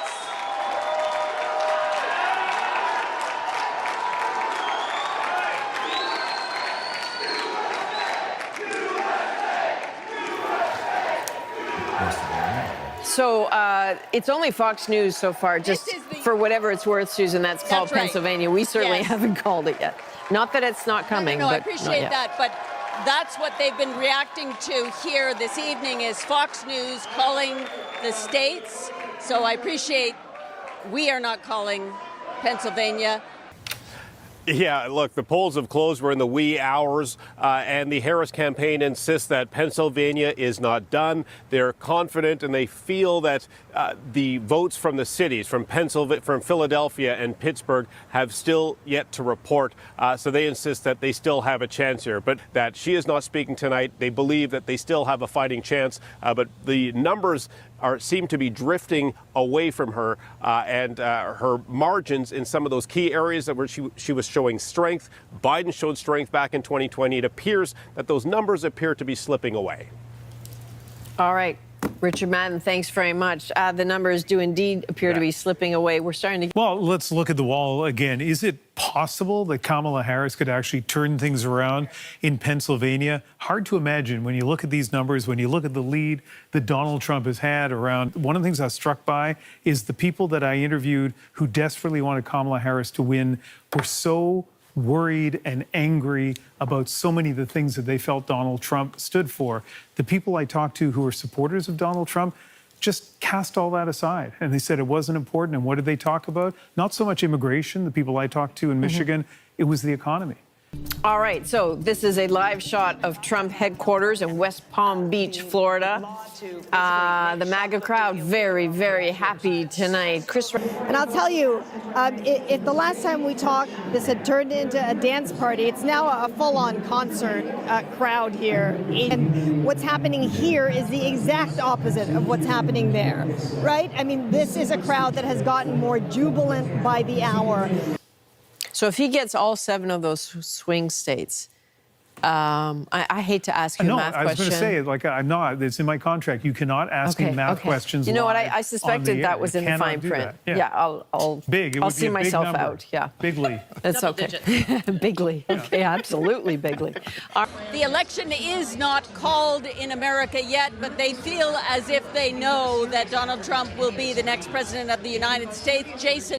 Focus right away. But the problem is your economy is so reliant on those people. Right. Those undocumented workers, like removing them, I'm not saying it's going to happen in one foul swoop in that first 100 days or whatever, but just pulling them out, the economy could collapse. That is a real possibility. Off the trees. That's a real possibility. Not anybody.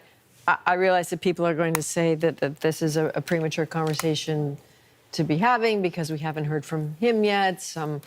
The races haven't fully been called, but the trend lines are very, very clear at this point. It sounds impossible for this to be heading in any other direction. So I think that the same will be true here. It looks like it's highly likely that the Democrats will be able to take the House, lost the Senate, and then, you know, you figure out what happens from there, right? Let's remember the backdrop of this is that Donald Trump's agenda, because he doesn't have one, he has concepts of a plan, but he doesn't really have a plan because his plan was already written and it's called Project 2050. And those folks, 2025. All right, so that's how we do it. You should know that Fox News has called the election, the entire election, for Donald Trump. It is just Fox News so far. It is the only one, but boy, that would be an announcement that it mentioned Fox News called this presidency for Donald Trump, and the crowd went wild. I just saw 2 guys give each other a big high five and a bear hug. And at this point where Donald Trump is in the House there at headquarters in West Palm Beach. This is just a matter of waiting until he pops up on that stage. Only one network so far. It is Fox News, which has called the election for Donald Trump, but it is the only one to have done that so far. So we're not doing that until a plurality of the U.S. networks have made that call. There is still some counting going on, but the margins are shrinking ever so quickly in that counting, and the spread for him is widening at this point. Interrupt you here for a moment. So we have a call to make, and it is a state call.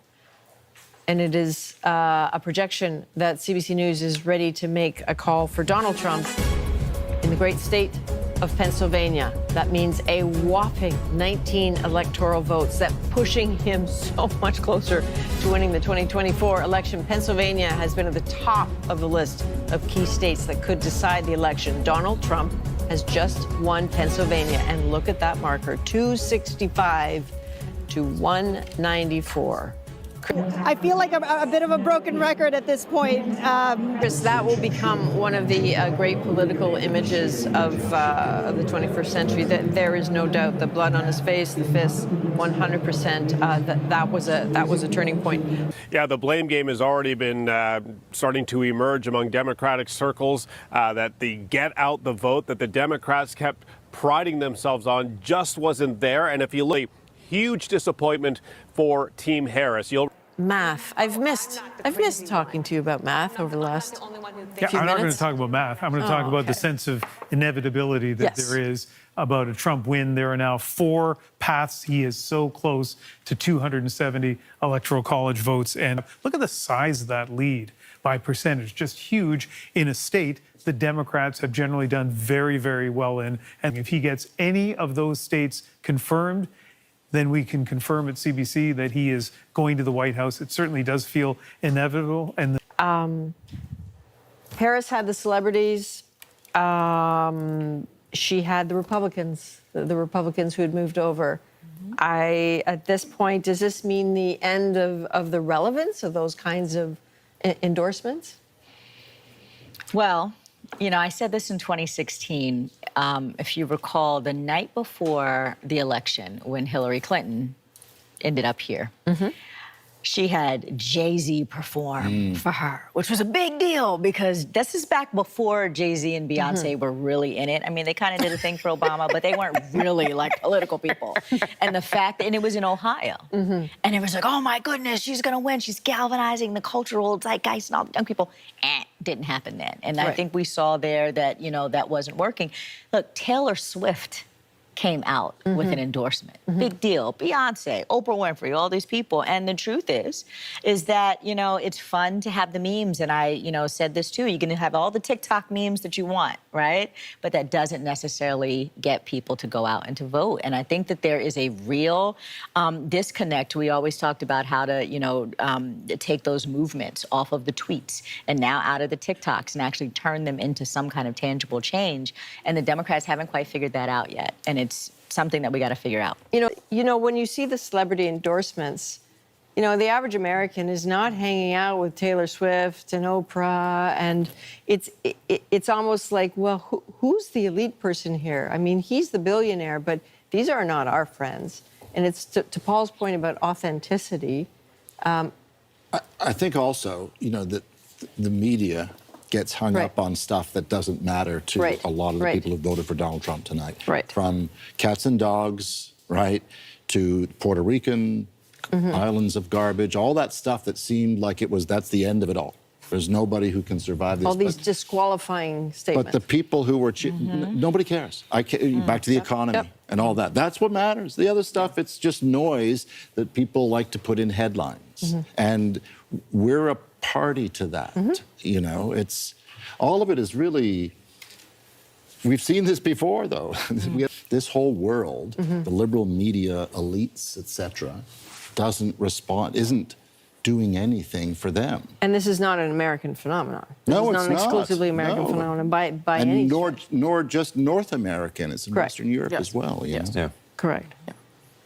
And that the Democratic Party is going to have to totally rethink how they approach everything, because if they're losing close to half of Latino voters in this election after saying that a comedian's opening insult joke was going to change the whole campaign, I mean, they got to get serious. Well, there may not be many left after Trump decides he's going to round them up and deport everybody. I mean, this is the thing that like really gives But me is pause. that not to Kevin's point? Not a difference between illegal and legal?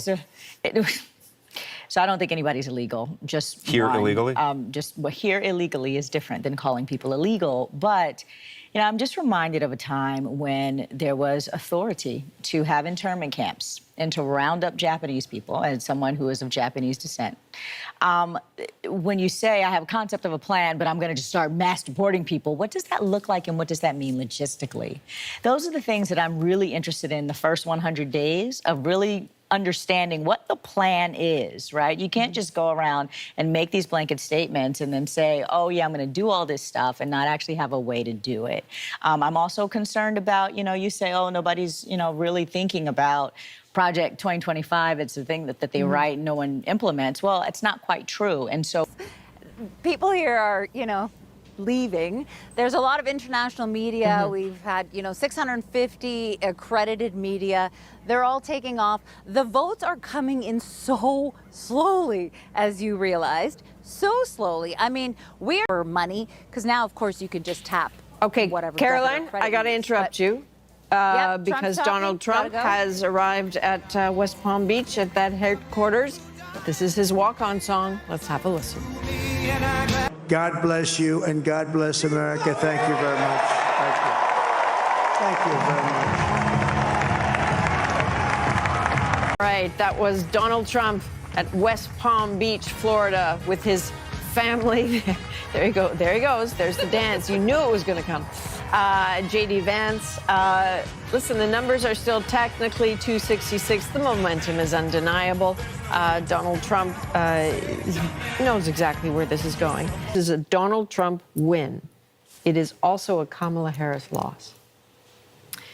Well, I think that it's bigger than Kamala Harris, and ran a flawless campaign, frankly. Well, And there it were just wasn't clearly enough. some flaws, though. It didn't No, work. that it wasn't any flaws and that there were any gaps in the campaign. It just wasn't enough. But as I kind of go through this, some of the things that shock me that I think that she's got to address and the party's got to address, Michigan, 62% of Latinos went for Donald Trump. Yeah. Which is a massive now. Jaw-dropping. Jaw-dropping. Jaw-dropping. What has happened that the big tent coalition is fracturing in this way? I think that's really the question, and that's something that, you know, isn't necessarily simply on Kamala Harris's shoulders. She certainly should address it, but I think the party writ large, we got to figure this out because this is data, right? These are just the facts, the numbers, it's a win. And this is serious. I mean, this is still a moment to acknowledge his win, right? And acknowledge the magnitude of this win. You know, it is a monster win. It's her loss, it's a remarkable win. And not only did he not, this is the wrong way to put it, but game the system. He didn't sneak through because of the Electoral College machinations. He won the popular vote. I mean, He blew it out, never been able to say that before. Americans listened and they voted. Most eligible voters said yes to all of that, right? We saw the euphoria at Trump headquarters. On the other side of the equation is dread, right, from his critics. And we heard some of that on the show tonight from David Frum and others, right? But most Americans heard his promises per the popular vote and said yes. I mean, who would have thought this? Like the degree to which he ran the board. While there are lots of Americans who will feel upset about tonight, is it spares the United States what many people feared.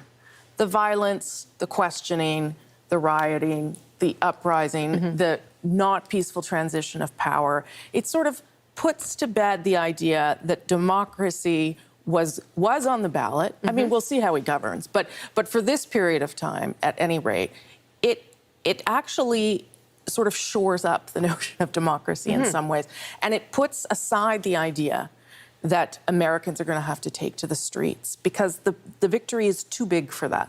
Like, there will be people who will be mad, but it cannot lead to the things that some people feared the most. But some might say that's only because that side won, right? Sure, yes, perhaps. But I also think because the victory is so big, it becomes very difficult for that kind of thing to happen. But yes, maybe it's because that's not what Democrats do anyway. Well, look, Kevin doesn't agree with let's that not go there. But that's what I meant. I know that's what you mean. I know that's what you mean. But that's the case. But that's what America is spared right, tonight. because that's my point. There's no disputing it. There's no disputing it. There's no questioning what just happened there. It's very, very clear. At least one network has already called this election for Donald Trump, but until a plurality of them do, because so much counting is happening, it may feel like a technicality. It may indeed end up being a technicality, but we will be right. So when we hit that magic 270 number, we will let you know.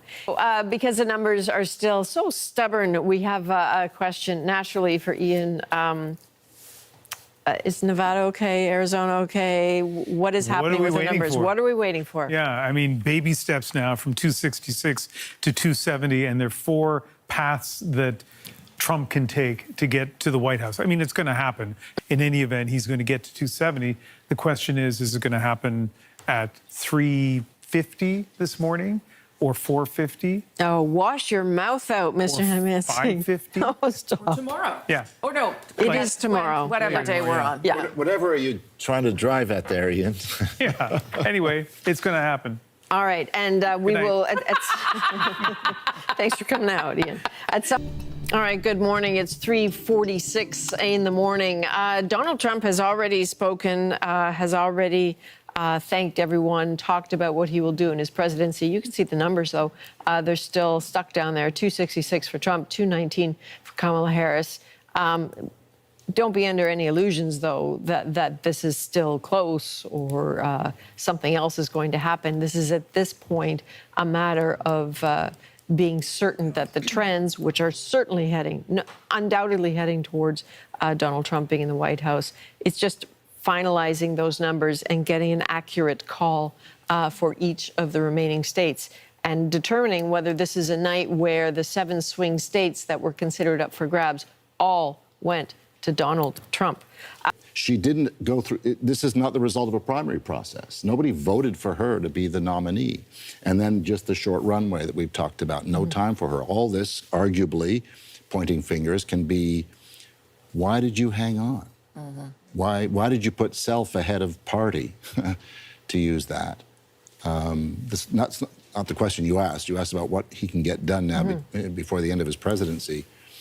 But is that a part of his legacy now, that he stayed too long? And as a result, it's Donald Trump 2.0. And it's 48%, presumably, based on what we're seeing right now, of America lost. So the question becomes, tomorrow morning, 48% of America is going to wake up heartbroken, afraid, largely, right? So it's not anger, right? Not running around with pitchforks, angry and mad. We're scared, we're vulnerable, we're frustrated, and there will absolutely be a whole lot of, finger pointing at the Democratic Party. But what now is Donald Trump going to do to quote unquote unite America? Because 48% of the people can't stand him. And what is he going to do to reach across and to develop an agenda that feels inclusive? That's really the question at hand, and it's something that he's never done. The only thing we know for sure is that Donald Trump has effectively won this election, if not officially. Absolutely. Thank you for all the math tonight. And math on live television. I didn't do math. We only have about, after 8 hours. Full-on stunner. Who would have thunk this? Well, Kevin. Kevin, indeed. And I think Democrats are going to wake up tomorrow morning thinking, WTH, what the heck happened? And we'll begin to ask the question, maybe, how can we, what did we do wrong? What did they do wrong? What did Democrats do wrong? What did they miss in the debate the last X number of weeks and months, because they got it wrong, clearly. Good morning. Travis Danraj takes over our coverage because this is not over yet. But the bottom line takeaway is that he read the room, and he read it correctly. And there is no doubting what happened here. There's unlikely to be any trouble in the streets. This is not a close election where the lawyers are lining up. This wasn't close. And I think the conversations that are going to happen in the next few days are apparently celebrity endorsements, huge ones. Nobody cares. Right. What Taylor Swift thinks, right? Or Beyonce. Yeah. And part of what some Republicans, Americans have been saying is that, those people are not in our stratosphere. We hate the gas prices. We want someone who's going to fix it, even though a president can't do that. CBC News is calling Donald Trump the winner of the state of Wisconsin, another of those 7 key battleground states. And there on the bottom of your screen, you see the number from Wisconsin, the 10 electoral college votes in Wisconsin, takes him above the 270 electoral college vote threshold and takes him into the White House. Donald J. Trump will be the next U.S. president. He becomes the leader of the world's most powerful nation for a second time, 45 and now 47.